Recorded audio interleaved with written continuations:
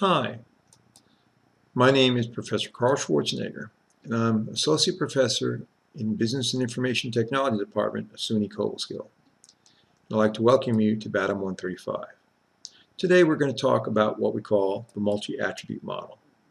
This is a tool used by retailers and also marketers to better understand how the consumer behaves and acts in our market space. So let's start. What we have here is this blue circle represents the customer's value space in a particular market, which might be sneakers, or it might be getting an oil change, or it might be actually looking at a particular store where they might evaluate, say, Macy's versus Lord & Taylor's versus Target. So here we have this area as the boundary of what the customer really thinks is important. In fact, these different points represent those points of value. So if we're talking about sneakers, for example, this might represent style. This point over here might represent comfort. Over here, for family, it might represent costs. So in fact, they might be really interested in having a low-cost sneaker as opposed to a very stylish sneaker. And this might be availability, being able to order it online. So you can see the customer has some things that they're really interested in when it comes to sneakers, and we have to see if we can deliver on that. And this actually will work for any particular item. The only thing that'll be different for different items or products will be the circle might be bigger, smaller, and there might be more or fewer points in there. So let's see what we can do. Well, our marketing department has come up with a pretty good idea of what the customer wants, and we come up with an offering.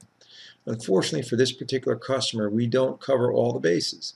See, we don't really have everything that the customer wants. However, there are quite a few. In this instance, there are 3 things that the customer really values and that we offer, and that really can represent a way for us to do business with this particular customer and make sure that they become a loyal customer. Well, unfortunately, our competitors will have something to say about that.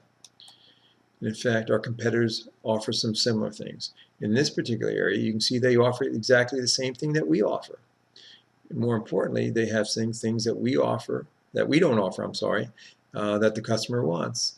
It's just like we have some things that we offer that they don't have. So those are some other areas. And we have some other areas up here and also down below. So let's talk about these areas some more. And we'll start with what I call area 1. As you can see in this particular area, we offer something, our competitor offers the same thing, and the customer wants it. The only problem is the customer really doesn't perceive any benefits or differences between our offerings. And if that's the case, the only way we can compete is on price and price alone. This is not a very good place to be. So we don't want to compete on price, unless, of course, we're Walmart and we can do that. However, in most cases, we're not another Walmart. Another area of interest is area 2. And as you can see in area 2, again, we are competitors and we offer the same product or feature, and the only difference is that this time our customer really doesn't care about it. You see, it lies outside the customer's boundary. And so in fact, we don't spend too much time in this area because, again, if we do, we're just going to be in direct competition with our competitor, and we don't want to compete on price. Let's talk about some of the other areas that we have here. The next area I'd like to talk about is area 3. So area 3, you can see, is a real interesting area to be in.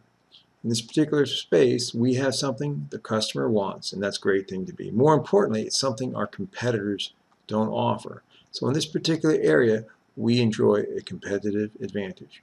Apple is an example of this. They have a MacBook Pro which offers an advantage, ease of use, that they kind of market at, and the customers really appreciate, and they're able to charge 2 times to 3 times as much as a typical laptop based upon a Windows operating system. So Apple's pretty good at that. They convince that. But lest we be resting on our laurels, our competitors are in the same situation. They're offering something that we don't offer, and yet the customer really appreciates. In this particular area, in area 4, our competitors have the advantage. Okay, so this is a constant struggle back and forth. Let's now go into another area up here, what I call area 5. As you can see in area 5, there's some things that we offer that our customers really don't appreciate. In fact, we can say our customers are indifferent to these features. We need to do something about that. In a sense, this actually, if we do the right things, can represent a very important growth opportunity for us. Lest again, once again, our competitors are sitting in the same situation. They see what we're doing, and they also have an area up here where they have some offerings that we don't offer, unfortunately for them, and fortunate for us, the customer is indifferent to these features. However, this represents a growth opportunity for our competitors, and that's what we're constantly going back and forth, trying to find out what each other's doing. Next, draw your attention to Area 7. This is an interesting area down here. Area 7 has some points in it that the customer really values, and what we have here is neither we nor our competitors offer anything in this value space, if you will. And so what do we call this? We call this unmet customer's need, a market person's dream job. So they're always looking for these unmet customers' needs. And in fact, these represent growth opportunities both for us and for our competitors. So how do we go where do we go from here? Well, we have to figure out where we want to attack the market. So the first thing we'll do is actually take a look at Area 5, and we'll see why. We have these things that we offer. Maybe some other target market offers them, and we need to convince our customers that, in fact, they really need these products and services. And if we can do a good job with that, come up with the right marketing mix, marketing campaign, promotional campaign, and incentives, what we do then is change the customer's perception and actually bring them over to us. And what we have then is enlarged our competitive advantage and enjoying greater profitability and squeeze out our competitors, hopefully. Well, guess what? Our competitors are out there doing the same thing. Well, what are our competitors doing? They've taken a page from our book, and they're going to do the same thing that we're trying to do. They got a pretty smart marketing department, and they're going to use their marketing department to develop promotional campaigns, incentives, to actually change the customer's perceptions to be more favorable to their products and services. And so there they go. They've now changed the customer's perception and value their product, and now they'll enjoy that great competitive advantage. So now what's next? Well, we have an answer to that, and unfortunately it requires a little bit more money. We now have to talk about product development. As you see, there are we talked about this before. This Area 7 represents those customers' unmet needs. And so what we need to do is figure out a way to add these new features to our products that will fill those customers' unmet needs. And if we're successful, what we'll do is we'll change our value map to more overlap with that of our customers, and thereby giving us a much greater competitive advantage.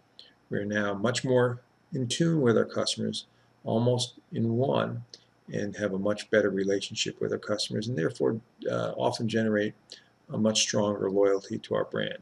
But once again, our competitors are not standing by idly while we're doing this. They've got their own ideas on how to attack that, and they've got their own people working on adding features and benefits. Those same features and benefits that we've added, they're going to go ahead and add.